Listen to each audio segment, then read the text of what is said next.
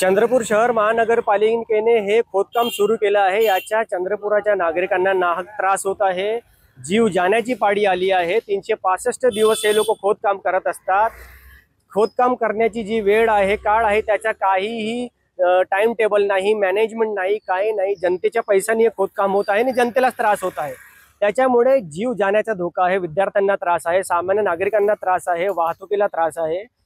हा कुठेतरी गांभीर्याने यांनी विचार करायला पाहिजे व याच्यावर एक चांगला तोडगा काढायला पाहिजे, कारण जीव जाण्याची पाळी आलेली आहे। सामान्य नागरिकांना अतिशय नाहक त्रास सहन करावा लागत आहे। याची कुठेतरी प्रशासनाने गंभीर दखल घ्यायला पाहिजे। चंद्रपूर महानगरामध्ये जे मोठ्या प्रमाणात खड्डे करून राहिलेले आहे व चंद्रपुरात मुसळधार पाणी पडून राहिलं आहे।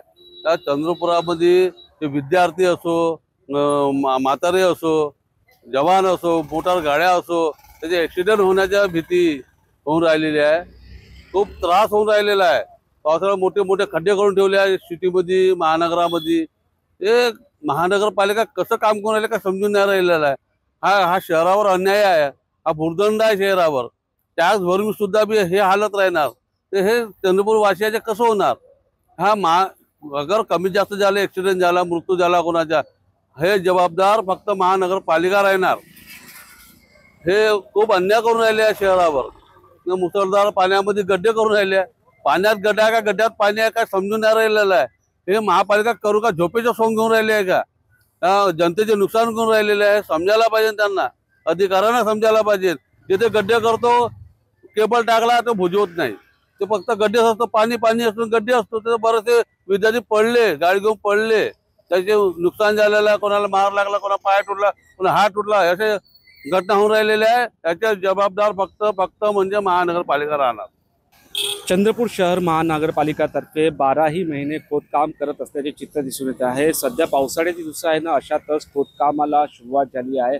अनेक विद्यार्थी या मार्गाने जात असतात ना, अशातच हे जे खोदकाम केले आहे त्यामुळे मोठे अपघात होण्याची शक्यता वर्तवली जात आहे। कधी अमृत योजना, कधी मलनिस्तारण आणि आता ही वायरिंगसाठी या ठिकाणी खोदकाम केलं आहे। त्याच्यामुळे नागरिकांमध्ये एक प्रकारे रोज दिसत आहे। एक तर चंद्रपूरचे रस्ते, जे शहरातले रस्ते आहेत ते एकदम छोटे आहे आणि अशातच शहरातूनच्या रस्त्यांनी हे असे खोदकाम केल्यामुळे चंद्रपूरकर नागरिकांना नाहक त्रास सहन करावा लागत आहे। महानगरपालिकेची ही जी रणनीती आहे, 12ही महिने हे खोदकाम करतात, 365 दिवस खोदकाम करून ठेवत असतात।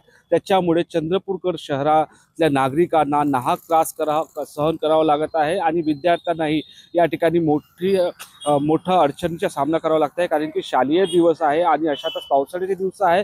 गड्ड्यामध्ये पाणी साचल्याने मोठा अपघात होण्याची शक्यता वर्तवली जात आहे। निलेश दहाट, TV9 मराठी, चंद्रपूर।